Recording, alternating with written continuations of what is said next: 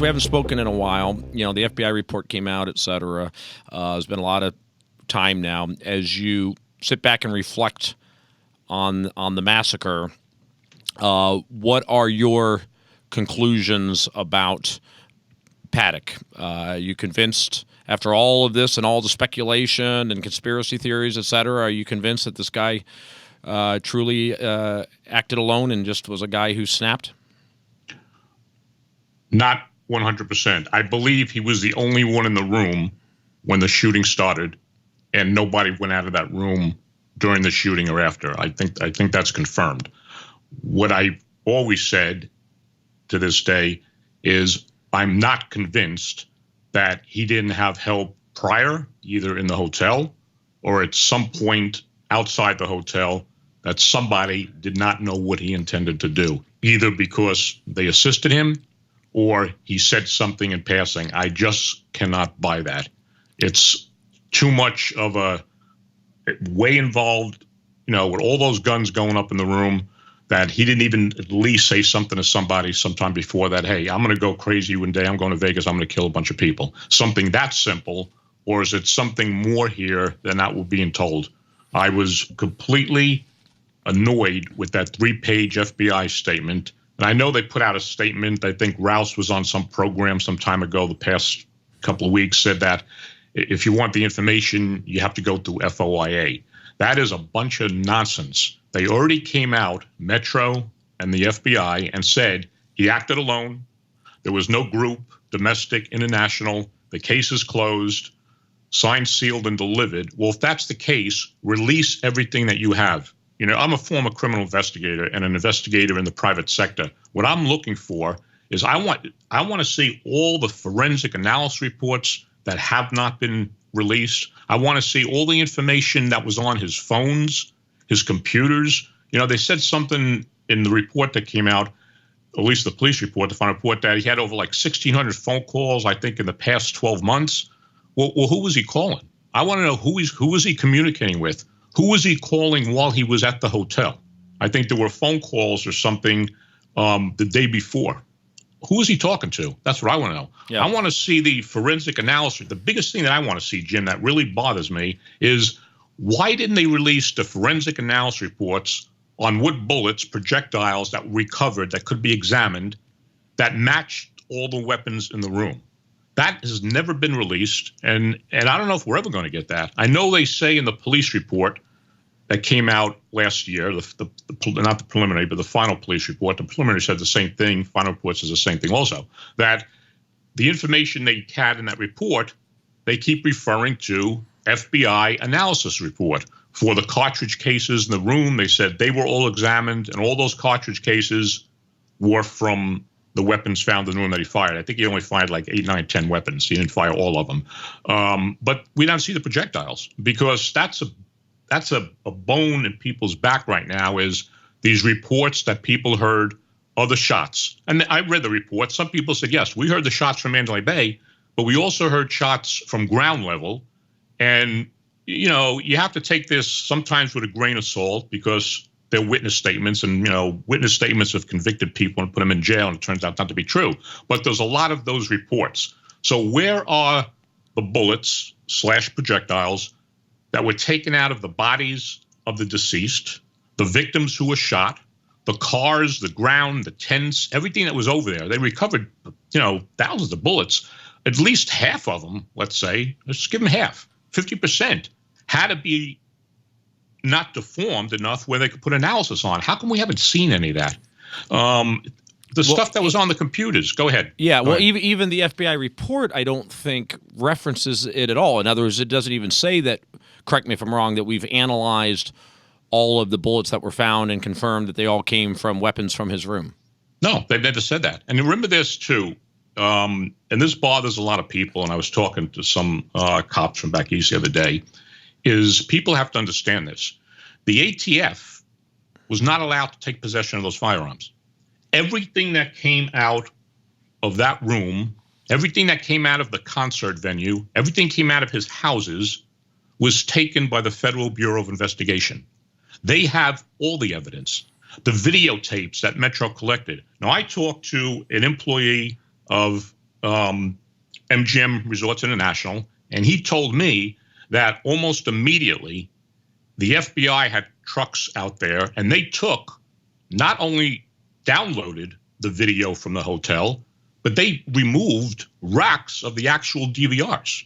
So much so that MGMRI had to put out memos to get surveillance operators to work overtime, at the Mandalay Bay, because they had to physically be on the floor to watch the table games and the cash transaction cages, because for a period of time, and I sent a memo last year to MGMRI and the police, and they would not, they didn't return any comment on it. And he said, because, that you can do that. You have to get approval from the Gaming Commission because you don't have video coverage, but you have to have observers, surveillance observers on the floor watching the table games and watching the cash transactions. He said they came in, they took racks of DVRs. They took the actual racks. Now, and the FBI took everything from the room, essentially, right? Everything from the room. The computers, the weapons, etc. Yes, the weapons, everything that was in the room, the FBI got. We don't know what was on those computers. Yeah, and the only report that we got from the FBI is what they call a behavioral analysis report, right? That was it. And to me, that's, okay, that's fine. That is a bunch of psychologists and a bunch of agents in that unit who sit down and argue for months and say, we got to come up with why do we think he did what he did? It's not 100%. But and that's only one type of report. Shouldn't there be another type of report from the FBI besides just a behavioral analysis report, considering that they seem to take the lead in so many elements of this investigation? I mean, look at the FBI. Look at the Vegas report. At least that was 150 pages. Yeah, about 187 pages on it, and filled with mistakes. And I pointed out in several stories. But we get 3 pages out of the FBI. We got 3 pages, but we don't have their investigation. We don't have who did agents talk to? What did they do in the lab? What was on the computer? All that forensic stuff is what I want to see, because people say there's a cover-up. And there may be a cover-up. I don't know. They keep sending me emails. I don't know. I'm not a mind reader. I'm looking at what's been released. Could have there been something with Stephen Paddock that maybe, and this is just hypothetical, maybe the police and the FBI had some type of contact with this guy beforehand. And that's what they're trying to cover up. It could be something just like that, because, they've been scrutinized for other mass shooting incidents where they had contact with the individual shooter. They didn't do anything. It could be something so simple as that, or it could be more involved, or it could be absolutely nothing. It could just be that, he was by himself. He did it. Nobody planned it with him. And they just don't want to release anything.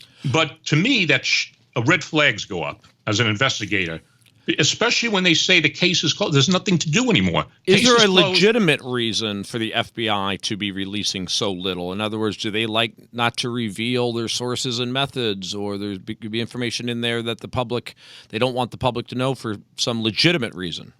I can't see. I don't see how releasing the forensic report on the bullets that they examined. I mean, they do that all the time in cases. How is that going to affect sources, methods, lab? I mean, it's ridiculous. The case is closed by both Metro and the FBI. So if he was the only one involved, you didn't have any help, no domestic terrorists, no foreign terrorists, no hate groups, signed, sealed, delivered, then release everything that you have. And Aaron Rouse said and this was a couple of weeks, I think, he was on a radio show, something to the effect, from what I heard, somebody told me, I didn't listen to the whole thing, that it'll be released through FOIA on their website, something like that. Well, my question to the FBI is, why should people have to file FOIA, which is hundreds and thousands of dollars for the cost? Why should we have to do that? Why don't they just come out? The case goes, here's what we're going to release. If you want to redact names of people you talk to, the Metro Police Department out here did that on the statements and stuff, except for the police officers. Everybody's name was redacted and contact numbers. Well, redact it, but put it out on the website then. They're basically saying we will release it if a court orders us to release it. Well, no, they said they'll release it if it's an FOI request. I know there's people that said they've contacted the FBI, and there's some people online saying we're going to get the stuff. Now, I don't know if that's true or not, if they did. Well, my point is, why should the American public have to petition the FBI under FOA to get the stuff. And he says, they'll release it. We'll just release it. End of story. Because, the more they do stuff like this, Jim, and this is the problem with Joe Lombardo out here, with the sheriff who runs the Las Vegas Metropolitan Police Department, his lies, all out lies, false statements, misleading statements, convoluted statements. He made conspiracy theories to be born because of what he did. Instead of coming out immediately and being transparent for all this stuff I was writing about last year, when I broke the story about homicide was not allowed to go and investigate Paddock's death, they rolled over the body before the crime scene analysis came in. They didn't have enough armored vehicles. They had to borrow from a private company. The SWAT guy fired rounds. I was the first one to write about it, and then it took them months and months to come out and talk about the stuff. Only when, by the way, when the court ordered the release first came the statements, the officers' reports, and the affidavits and the search warrants, and then more the body cam. That's the only way we found out anything. And that's not the way it was supposed to be. And, when it's fine for the Metropolitan Police Department, and I say Joe Lombardo, I'll use his name because he runs. Everything that happens in that department comes out of the office of the sheriff, okay? 58 people died on October 1st, 2017. Almost 500 were wounded by gunfire. And then you have thousands, other injury claims, stampede, trip and falls, and all that stuff. Well, just look at the almost 500 who were wounded by gunfire and the 58 who died. It's very easy to come out now and say, we changed methods, procedures, and we have other things in place. Something like this couldn't happen again if it happened. And then life goes on in Las Vegas. That is not good enough for me. That is not good enough for the families of the people who were killed and the survivors who were shot. Some of them are going to live with those injuries for the rest of their life. Some of them are paralyzed. It just doesn't work like that, Sheriff Lombardo. Okay, it's been one thing after another with this guy from the start. And another thing, Jim, that I want to get out, which was a disgrace, is Sheriff Joe Lombardo, during this whole investigation, unquote, quote, went on news programs that he only knew would not make him look like the idiot that he is.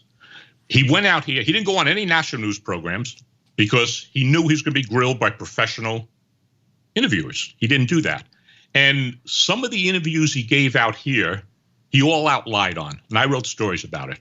And when you have quote unquote investigative journalists out here who pen themselves as, we uncover the biggest conspiracies and, we've been doing it for 30 years. And the sheriff sits across from you 3 feet away. And this happened in November of 2017. And he says on camera to the public, because it was local KLAS television, and says, in essence, I don't have the thing in front of me, we had to get in that room as fast as he could because we didn't want Paddock to open fire and reload. Now, sitting 3 feet away from him, looking right in his eyes on camera, is the investigative journalist. His name was George Knapp. And what does he do? He goes on to another question. And I wrote the story the next day that, really, Sheriff, really? You guys went in that room because you didn't want him to really open fire. You didn't go in that room for an hour and 5 minutes.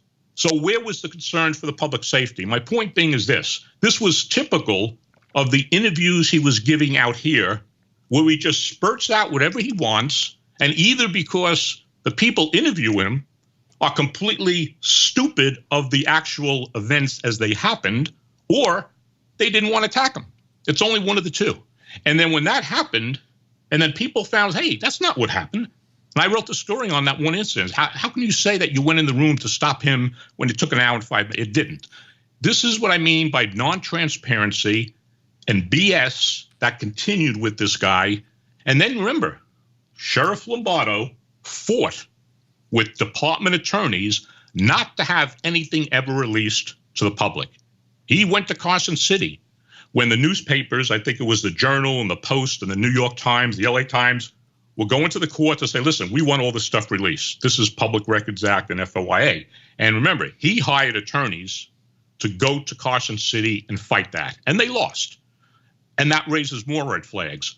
What are they afraid of? And he came out with some stupid, lame comment is, well, we're doing it because we don't want the victims and the families of the deceased to relive this thing over and over. I still get emails from these people, and they're not happy the way the thing went.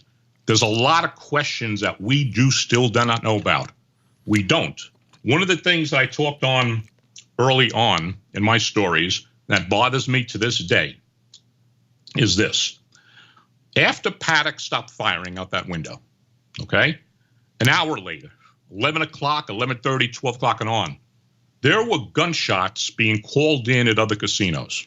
Now, it's not a conspiracy theory. I listened to those 9/11 dispatch tapes, and people were frightened when they were calling in, they were crying. Lombardo's answer to that on one of the radio shows was basically people didn't know what they were seeing and hearing. It was the people who stampeded during the concert venue, and some of them had blood on them because they were hurt, and they ran into these casinos, and right away people assumed the people were shot in those casinos. Well, I'll tell you something, Joe Lombardo. You need to review your 9/11 dispatch tapes, and I'm going to point one out here, and I was actually going to play portions of it to the mixer here, but I didn't set it up. And I'm going to do a story on that at the end of this week, next week. What about the call that came in from Carmela, who was the front desk clerk in the VIP section of the Bellagio? It came in about 11:30 on October 1st, and I have the tape. I got to look up the tape number that it is. And she's screaming and crying when she calls the 911 operator, and the operator says, "Calm down, man, what's going on?" She says, "They fired shots at the front desk. People are running. We're running out of here. My coworkers with my manager." 4 times. She says, "Who's the shooter?" "I don't see the shooter.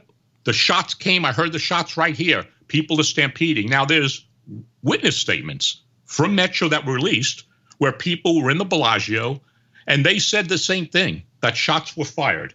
So that's just one instance. So what's going on with that?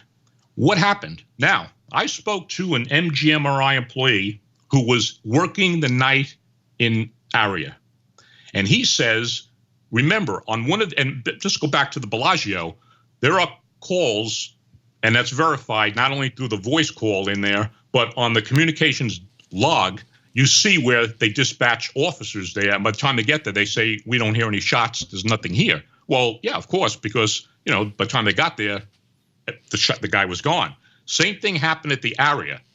So when we brought up the Aria thing, I spoke to an employee of Aria who was working there at night, and he says the police are lying. We heard the shots. There was a stampede in the casino. And on the audio recordings that were released, the radio traffic, you hear that one female police officer. I did a story on this last year, and she's saying, "I'm over at Aria. Send me some help. I'm with security. We have a shooting going. We're looking for a shooter." He told me that gunshots definitely happened inside the casino floor, and there was a stampede, and there's video to prove it. You don't. So you, in your opinion, you don't think this is fog of war kind of stuff? People rattled and hearing loud noises and assuming it's shots. When people call 911 and you'll hear their own voice on the audio, I listened to this one the other night, and I'm an ex-cop, and I was getting chills listening to this woman. And I'm trying to find the page here on the actual. I'll find it here in a second while I'm talking. The actual tape number. But Doug, where would the bullet holes be? Where are the bullets? If shots were fired, they would be in the casino somewhere. They would be in the walls. They would be in the ceiling. And that's what I'm saying. But we haven't heard about any such bullet holes or the casino finding them. So, well, you can't find something unless you look for it. Okay, and you got to remember something. The casinos don't want to hear that. They don't want people to know that there were shots fired in their casino. I went through this 20-something years ago when I was an investigator for the MGM. I was 5 years. I was an investigator for the MGM Grand, MGMRI.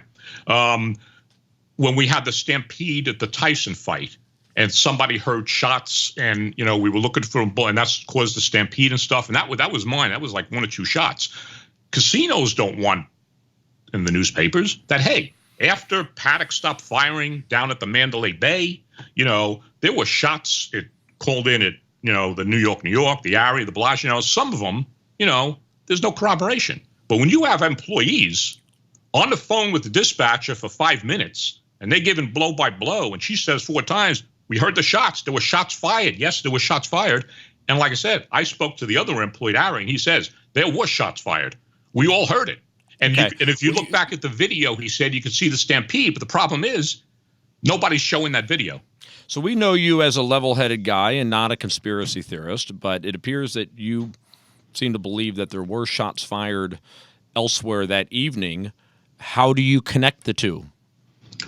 I said this. I was the first one to write about this when I started writing the stories after the massacre in 2017. And I said in one of my first stories that, because I was listening to the radio traffic live out here was going on, that I hope the police department does a thorough investigation and analysis of the calls that were coming in for shots at other casinos, even if some of those calls were false. To see, is it the same voice calling in? Was it done as a, as a disruption? Was something else planned maybe?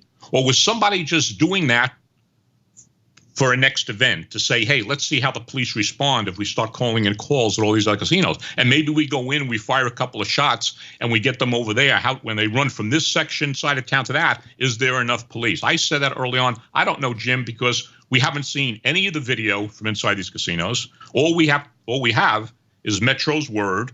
And you hear it on the radio when they get there. The cops say, we can't find anybody. Okay, not finding anybody on a shooting call does not mean that the people were hearing things.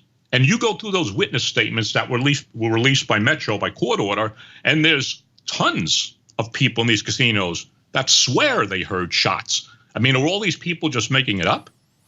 I don't know. Well, I mean, shots fired anywhere on the Las Vegas Strip is international news, right?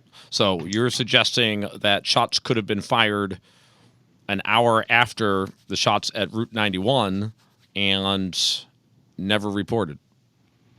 Well, they were reported because people were calling it in. I don't know if they've actually investigated. I mean, the casinos just say, listen, it's on over with. We're not going to be looking for bullet holes. Of course, we're not going to come out and announce to the world that there was somebody firing shots in the casino.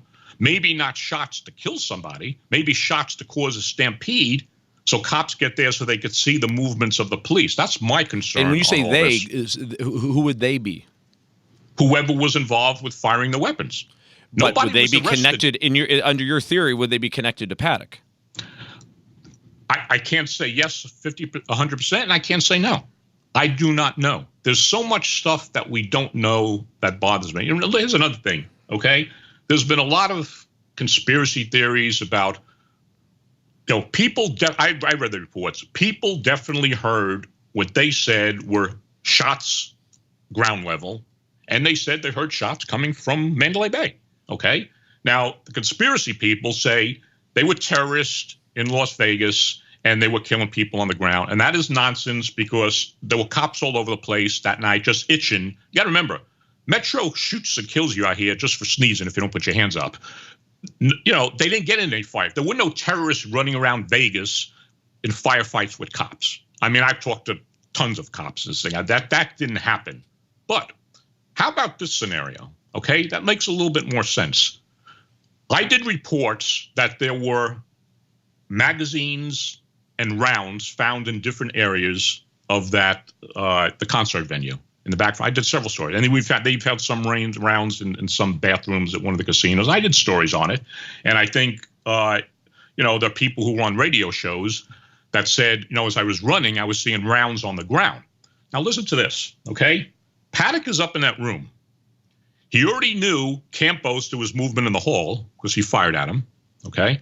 And he's firing out the window unimpeded. I did that story for 10 minutes. Now, don't you think it's a little odd that that whole 10 minutes that Paddock was firing, that the only police officer who fired his weapon that night was Sean O'Donnell from the Las Vegas Metro SWAT team? We could talk about that story that just did this morning, the accidental discharge up going into the second room, 134. When these cops out here fire their weapons I'm not going to say all the time, but there's a lot of bad shootings. But like I said, you don't put your hands up out here when a cop says it, white, black, or green, there's a good chance you can end up dead or shot.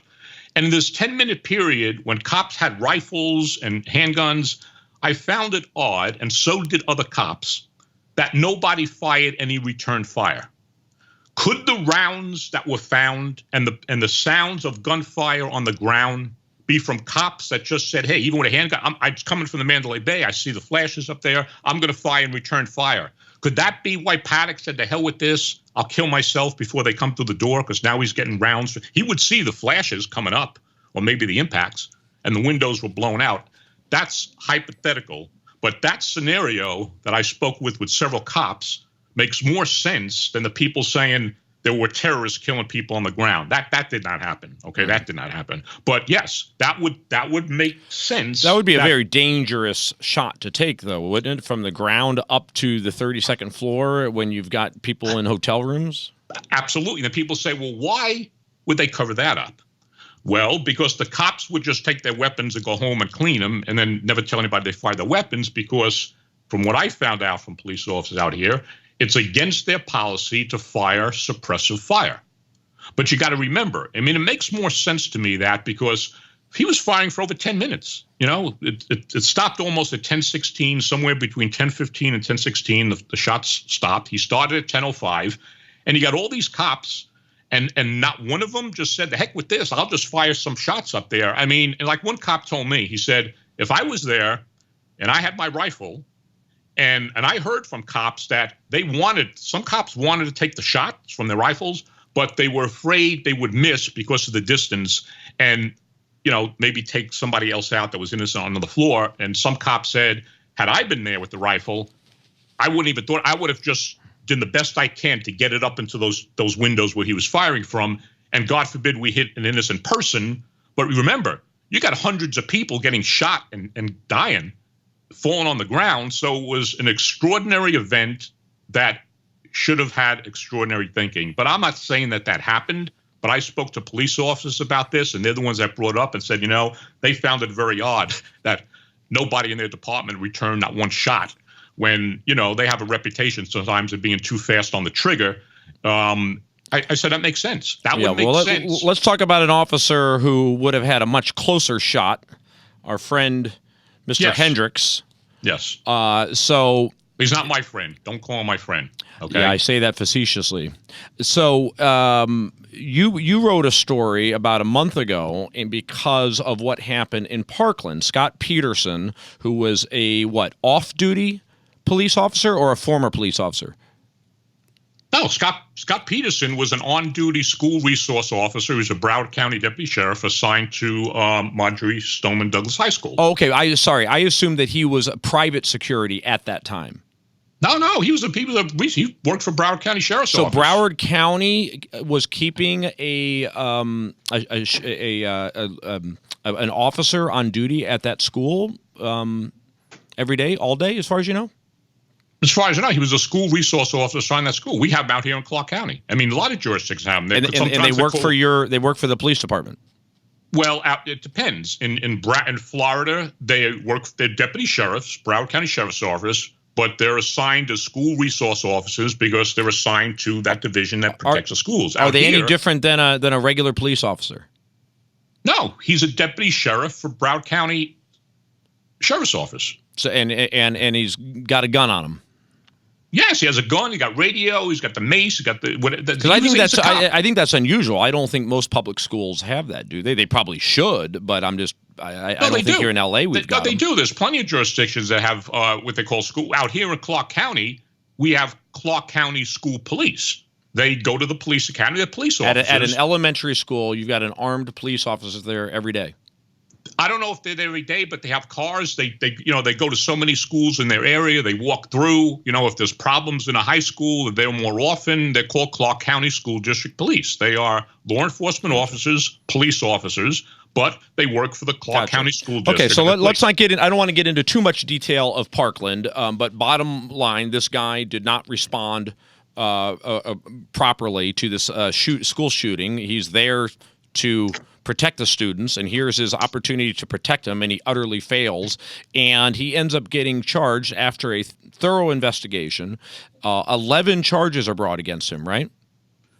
Yeah, there was something like that, 10, 11 charges. And what do you know much about the charges? What's the most significant charges, or does it include felony charges?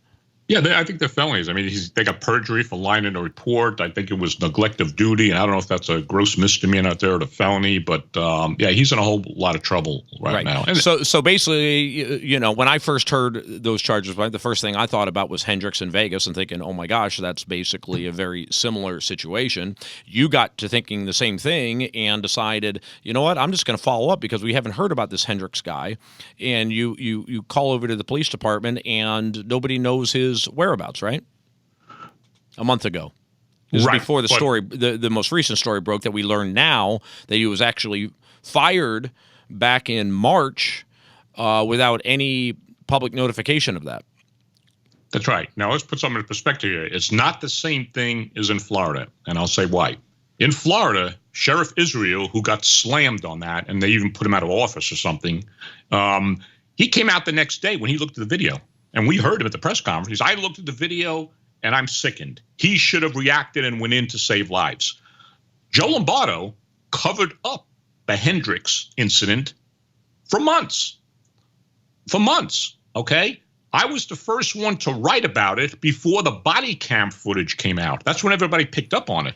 Yeah, to be clear, to remind everybody, because it's been some time, there was all kinds of disputed different timelines. Lombardo had 3 different timelines within a few days as far as who went where and when. And it turns out, we learned for the first time, correct me if I'm wrong, when the body cam is released, many, many months later, in response to a FOIA request, that we learned for the first time, holy cow, there was a Las Vegas police officer and his trainee, so essentially 2, plus 3 armed Mandalay Bay security people that arrived at the scene, 1 floor below, with at least 5 minutes, less than 5 minutes into the shooting. Well, let me look at that. That's not entirely correct. I broke the story before the body cam footage came out. They had the Nevada Public Records released by court order of the witness statements and officers' reports. And when I read his officers' report is when I started doing my stories, that his officer's report says he basically froze coward, and everybody else picked up on it and stuff like that. Then sometime later, the body cam footage came out and everybody really picked up on it because they were hesitant just to go by the report.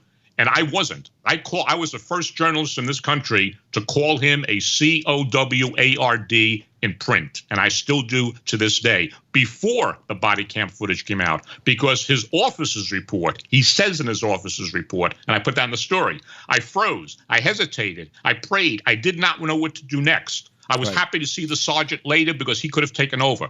And comparing Lombardo's reaction to that, to the sheriff in Parkland, right? Mm-hmm. Lombardo instead makes excuses for Hendrix. He made excuses for Hendrix, but months later, and only when those records release came out. Sheriff Israel went on television the next day or so when he saw that video and said, I'm disgusted by what I see. Let me tell you something. I wrote a story about this a couple of months ago and again last year. Joe Lombardo knew at that first press conference when he had that chart up that Hendrix was on the 31st floor and was a coward.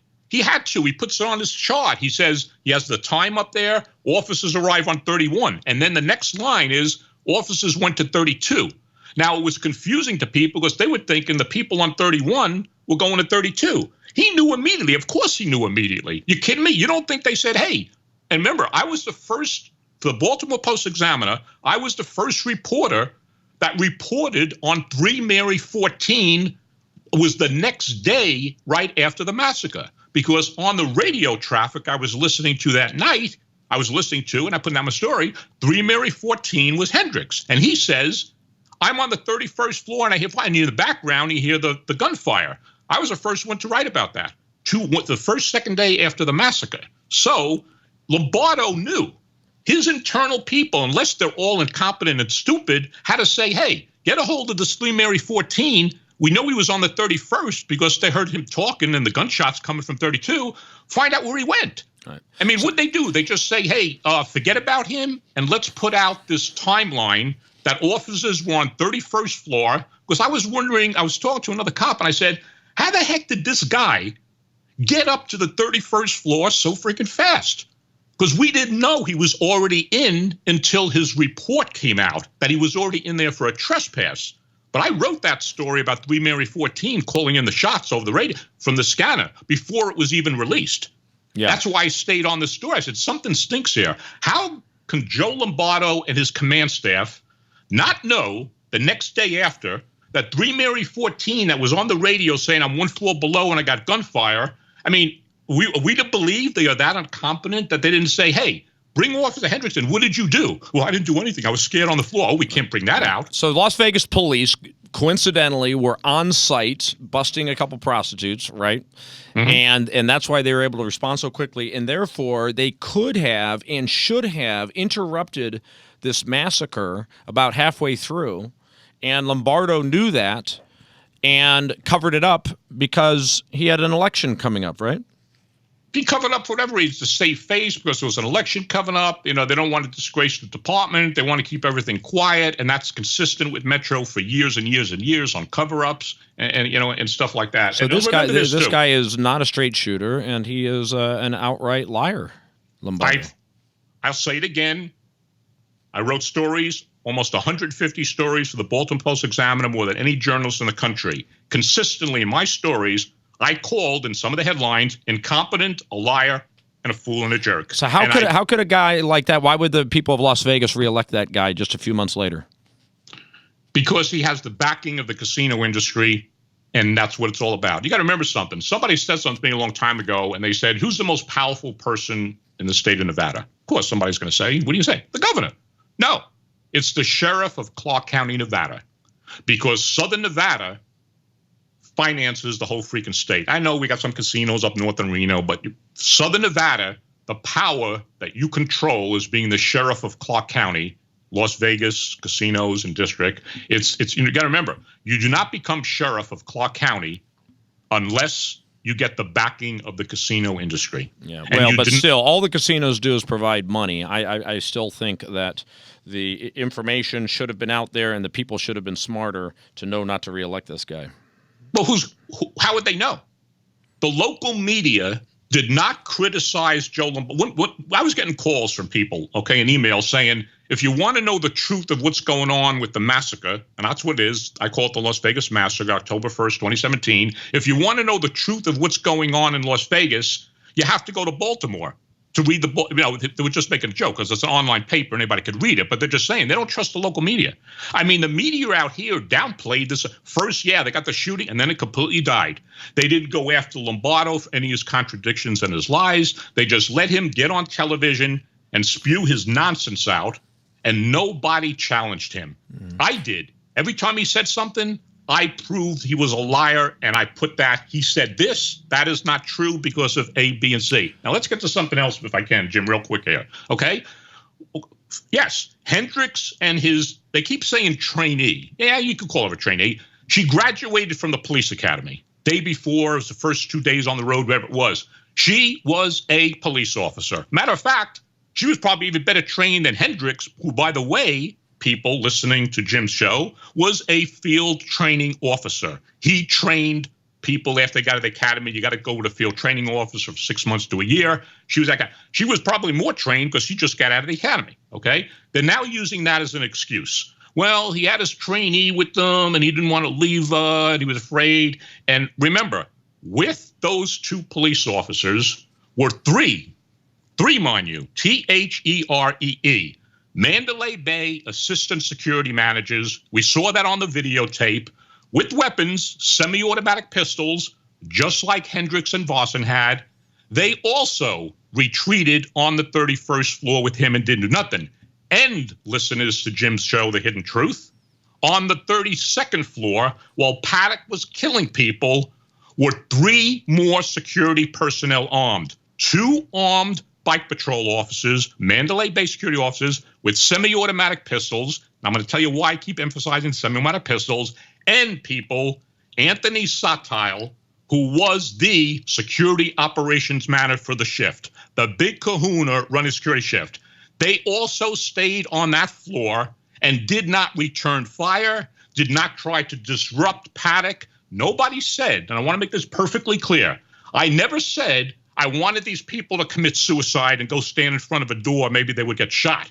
But they could have done something to distract Paddock from firing out the window and take the fire down the hall. There are alcoves in front. There's common sense. You do something when you have something like this happen. Well, now, also, Hendrix and Varson were probably wearing bulletproof vests, correct? Yes, but look at this, okay? Those security, yes, they did have bulletproof vests on. The security people didn't. But when you look at that videotape, and I can't remember the gentleman's name from, because I'm beginning with a bad rap, but when that elevator door opens, the first assistant manager, and I don't remember which one it was, he's running down the hall because he wants to get to where the shooting is, and Hendrix tells him to slow down, okay? Yeah, you see that in the tape, and that's why I have to apply some leniency to the Mandalay Bay security people that were on 31, because they're kind of responding. They're allowing Hendrix to direct things, which makes sense. It makes sense, but they did not have to listen to him, okay? I could tell you, when I ran the Riviera, I could tell you, if this was at the Riviera Hotel, I know what my supervisors would have told Hendrix. Screw you, you coward. We're going to go try to do something. But they didn't do it. Now, let me tell you something else I want to bring up. And this has never been reported in any story. It's the first time I'm going to say this, and it's fact. Okay, the three armed supervisors with Hendrix and Varson on the 31st floor, they also retreated, okay? And they didn't do anything. Now, I found this really bizarre. When the shooting stopped, Hendrix says that in his report, they go into the stairwell. Now, let me say about Hendrix, okay? They didn't do anything they stayed on the 31st floor because he basically was afraid to go up and do some type of engagement, at least to find out what's going on. Maybe I could do something, with something. He didn't do any of that. Now, after the gunfire stops, what does he write in his report? He says, we all went into the stairwell to prevent the escape of the shooters if they were coming down the stairs. So I want to ask Mr. Coward this question. Officer Hendrix, from the time the shooting stopped and that 5-10 seconds after it stopped, when you all went into the stairwell to quote, as you wrote in your officer's report, to stop the shooters from leaving, did you have a bullet shield? Did God come down and give you a semi-automatic rifle? You had the same thing you had on the 31st floor, but now you're going into the stairwell to stop armed shooters that you believed had an automatic weapon because he's full of crap. And another thing, Jim, I want to point this out before I forget. When they went into that stairwell, and I just saw this just a couple of months ago, and I never reported on this, George Umstadt was one of the assistant security managers who was on the 31st floor. He says in his report, and he told that to Metro Police during his interview, that when we went into the stairwell after the shooting, I left the stack, meaning the group of people, the two officers and his two buddies. And because now they're putting out over the Mandalay Bay security radio that there's an active shooter on the 29th floor. He says, and it's in the final report, you could read it in the final police report also, Umstadt left the stack in the 29th floor and responded to the active shooter on 29. Well, let me ask him a question, Mr. Umstadt. Why did you respond to an active shooter on the 29th floor when you didn't respond to an active shooter with the bullets going off that you heard when you were on the 31st floor? He didn't have a bulletproof vest on, but yet he says, and then he went down there, he found out it was false, and I returned to the stairwell to the stack. Now, that bothers me because I got a question. First of all, if Hendrix was directed everybody, why did he say, you're not going anywhere? I'll go with you, my trainee stays here. Or what about his two colleagues? They let him go to an active shooter call, and they stayed in the stairwell, which they did, because you can see it on the video. It kind of disappears for a while. So there's so many questions here, but this is the end result, Jim, okay? There were 8 people, okay, in the vicinity of 32-135, the 3 on the top, the 5 on the below, on the bottom, that could have made a difference that night. Now, last week, Steve, and I'm pissed off, and I'll tell you, Steve Grammis, who's the president of the Police Protective Association, made a statement last week to the news that, well, he had his trainee with them, and and this, that, the other thing, and they're defending him in arbitration because he wants to get his job back. And I'll say this to Mr. Grammis, okay? Steve Grammis, you're defending this coward.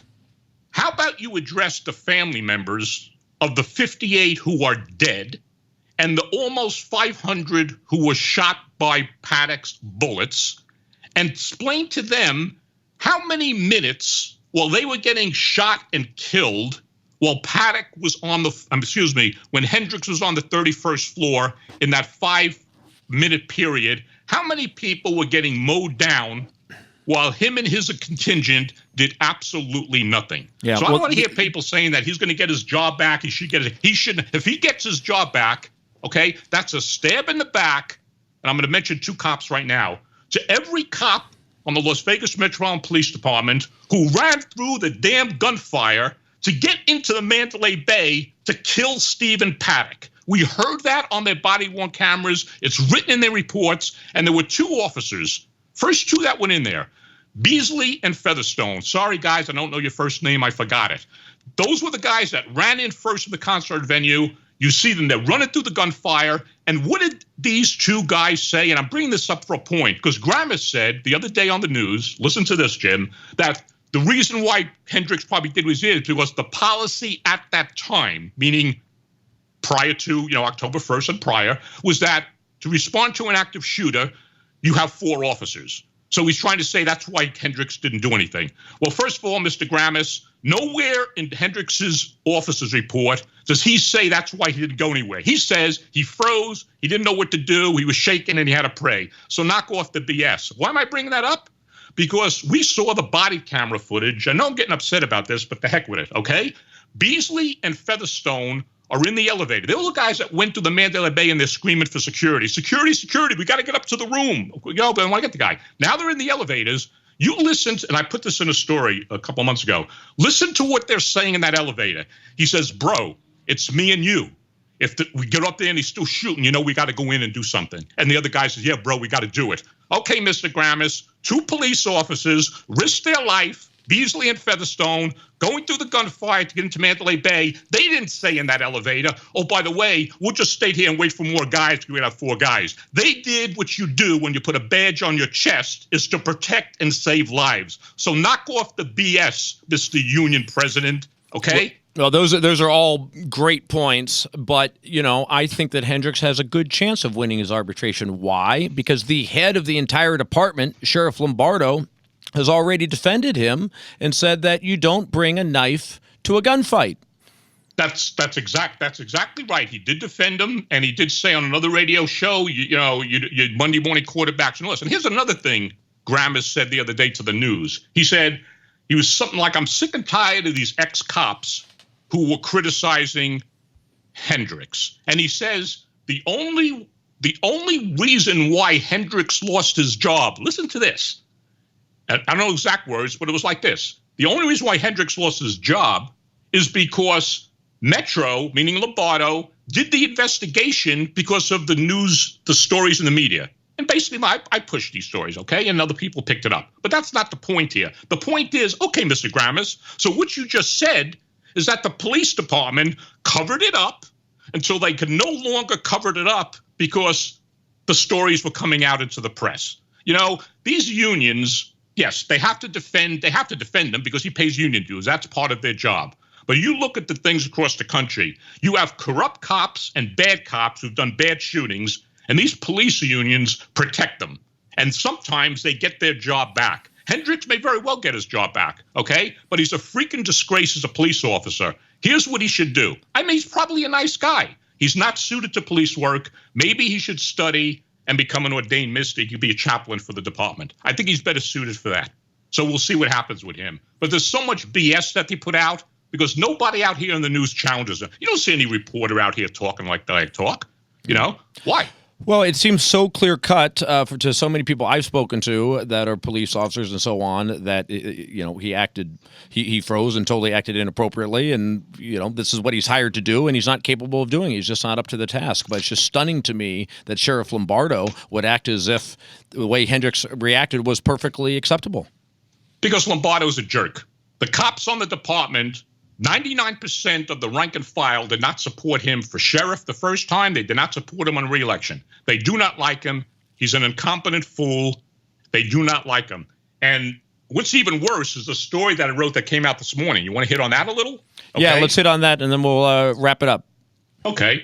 I did a story this morning, and I did a story back in March, and it was, and I've been praising the SWAT team and Levi Hancock and that ad hoc team that he had. Those guys all went in. They had no idea what even an hour later, they had no idea if they were going to get killed. They were all heroes, in my opinion. Okay. So I did this story on Levi Hancock based on his officer's report. And of course, then I get emails, from the people, the fringe people, and they said, Metro killed Paddock.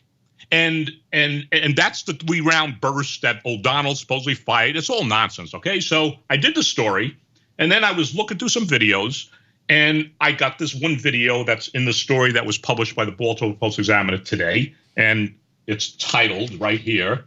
It's a disgusting title, but it's Las Vegas Metro SWAT officer inside Mandalay Bay night of massacre, : quote, hey, is Route 91 a club here? Now, let me say something, okay, to SWAT Officer Brazahan. I'm not criticizing you, sir. I'm criticizing the department why you did not know what the hell Route 91 was. Now, what am I talking about? Okay, I was looking through the video to find the conversation between, on this video, this conversation between SWAT Officer Levi Hancock and SWAT Officer Sean O'Donnell. He was the one that fired the accidental 3-round burst in the room. And this was in the hallway after they cleared the room. And I'll get to that conversation in a second. So I was looking at that and says, wow, this is great because there's more confirmation. It was an accidental shooting. Somebody bumped them. Boom. Okay, end of story. So I was shutting down the video and it was running. And I'm writing. And all of a sudden I hear this person say, hey, is Route 91 a club here? So what did I just hear? Okay, the SWAT officer who said that, okay, is talking to other cops of security. They're all in this, and you can see the videos in the story. And he says, hey, is Route 91 a club here? Meaning, is it a nightclub inside the Mandalay Bay? Somebody responds to him, no, it's across the street. It's that festival, that big open area right across the street. And then he says, because he was firing at that? I mean, Paddock was firing at that? And then somebody says, yeah, I'm not criticizing this guy. So in my story, since the Las Vegas Metropolitan Police Department does not acknowledge the Baltimore Post-Examiner, they don't return calls, they don't say nothing. I asked Sheriff Lombardo, how the hell is it possible that a SWAT team officer did not know what Route 91 was? How is that freaking possible? Was there a briefing before the thing started, the 3-day event? I know they weren't deployed there, but just to say, hey, guys, beware, we got 20,000 people each night coming in for 3 days. This is what's going on in case we have to deploy. He didn't have a clue what Route 91. It's not his fault. I want to know why. I want to know a SWAT why. officer who is on duty at the time of the festival is not aware of the festival. Well, he wasn't at the festival. He was up in the room, and it's still. Well, I understand, but he presumably, he was on duty that night. That's how. Well, he was wound on up there. duty. He got called out. I mean, they went out, and that was another thing too that Sheriff Lombardo never discussed to the public. I did in stories. Is why it took him an hour and 5 minutes for at least Levi Hancock, and then a couple of other guys shows up. They had to use patrol officers and canine officers to breach Paddock's suite an hour and 5 minutes later. Well, it was because the new SWAT lieutenant decided when it came out on the communique, is tell everybody go a half a mile down the strip south of Mandalay Bay to the South Central Area Command. And then they all went over there and they said, okay, now go back to the Mandalay Bay. But Levi Hancock and I think 1 or 2 other SWAT guys heard on the channel and they basically said, screw this. I'm going to the Mandalay Bay. That's where the threat is. That was the correct decision that they made. And I heard that Hancock got in trouble for that. I can't confirm that, but cops told me he got in trouble for going directly to Mandalay Bay. Really? I mean, I'd love to see that memo, Sheriff Lombardo, because if you disciplined SWAT officer Levi Hancock because he responded from wherever he was, home training, to the Mandalay Bay because he's listening on the radio that the shots were coming. Of course, by the time they got there, Paddock had stopped firing, but the threat was at the Mandalay Bay. If you wrote this guy up and disciplined, you are a bigger scumbag than I even wrote about you, because that's where he should have went, okay? But how about this question? You talk about whether the cops were all properly informed about this festival going on. Are you aware of anything that the Las Vegas Police Department did to protect this festival? In the story, well, they had so many officers assigned because they have like 20 officers assigned. I wrote a story on that, how many and they have in the venue. But which is probably they require that any festival is required to pay for X number of officers. Right, for internal security in case there's fights. But beyond that, you're not aware of any additional security that was put in place. No, there wasn't. I consistently, Jim, in the stories that I wrote, almost 150 on this thing, I consistently said why wasn't there SWAT snipers deployed in the area of the concert venue? People say, oh, that's stupid. It's not stupid, because both, and you'll see in the story, the link is in there when you read it, Baltimore Post-Examiner website, hit on the story, both the Las Vegas Metropolitan Police Department and MGM Resorts International, the owners of Mandalay Bay, where Paddock killed people from his window, and they also own the Las Vegas Village grounds where the Route 91 concert was going on. And they were the co-promoter of the festival. That's right. Both of those, both the police and Metro Police and MGMRI knew that a threat from an elevated position sniper attack was possible because, which you'll see when you go to my story, because of number one, in 2014, they got that convicted felon in one of the high-rise towers of Mandalay Bay with a small arsenal with one of the guns facing toward the window, which was found by a maid. Both Metro, the FBI, MGM were quite aware of that. So now you say, okay, how did they have foreseeability? Absolutely. And then when you read my story, there was a training exercise that happened before October 1st. It was around 2012 when the Sahara Hotel was closing down to be transformed into the SLS. It was a training with SWAT guys were there, department heads were there. There were even some security people there. One of the people in attendance to this thing I'm going to talk about in about 30 seconds was a guy by the name of Tom Lozich, who had deputy chief and retired from the Metro Police Department and was hired by MGMRI. Then it was called MGM Mirage Resorts, okay? What they did is they did a training exercise. They put a dummy in one of the high-rise towers of the SLS, and an FBI sniper from the hostage rescue team from Quantico, from what I was told by people who were there and saw this, he was in an FBI chopper hovering over the strip. One shot, he took the dummy out. They did that training exercise to show they could take out a sniper firing from a hotel high-rise from a helicopter. He took the shot, great shot. I like to shake this guy's hand. They were all aware of that. And then in 2014, you have the incident at the Mandalay Bay. So how could they say they didn't have any foreseeability? And you notice in my story, I'm asking Sheriff Lombardo in the story, because they do not answer me anymore through the media request. I said, did anybody from the SWAT team did a recon of that before the event took place? Just to go in there and say, we're surrounded by, high-rise towers. What if happens? Maybe we should have some snipers. They're not going to tell us where they did or they did that. I mean, you read this stories. This thing is going through social media like crazy. People say, I can't believe this. It's not a reflection on that SWAT officer. This guy Brosnan is a hero. He took out a guy a couple of months ago who was shooting. And, these guys are all qualified SWAT guys. They're great guys. But there's something wrong within the police department why he did not know what Route 91 was. And in the story, some cops I talked to, outside of the venue was in the Convention Center Area Command, okay? And the Southwest Area Command was just down the street. There's like a line to cross over. But cops were coming from other area commands throughout the county. And some of them told me when it went across the radio, shots fired, coming, people dying at the Route 91, they didn't even know what Route 91 was. One cop told me he thought it was a street route that he was unfamiliar with. And then another cop told me that there was nothing at any briefing before the concert to say this weekend. Now, I put that in my story. I want Sheriff Lombardo to respond to us and prove to us that what these cops said was false. And we will do an update on the story. Of course, they're not going to respond to us. How does a SWAT guy, Jim, not know what the hell Route 91 was? It's just beyond imagination. Yeah. Because they weren't told. They weren't told. They were asleep, and Mandalay Bay was asleep. And 58 people are dead and over 500 wounded because they could have had something in place that night. And by the way, in that story, you'll see that I was formed by another police officer. After Route 91 happened, sometime later, there was a training exercise, a training seminar, and it was a sniper.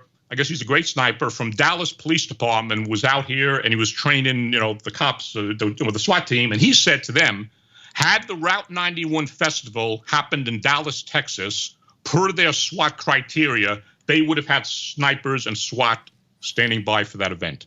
That's in my story also. Should there be criminal charges brought against Hendrix, as there were against the Parkland guy? My personal feeling is yes. Will it ever happen out here? No. And what would it be? I mean, have you ever seen a police officer charged like that before for inaction? Other than Parkland?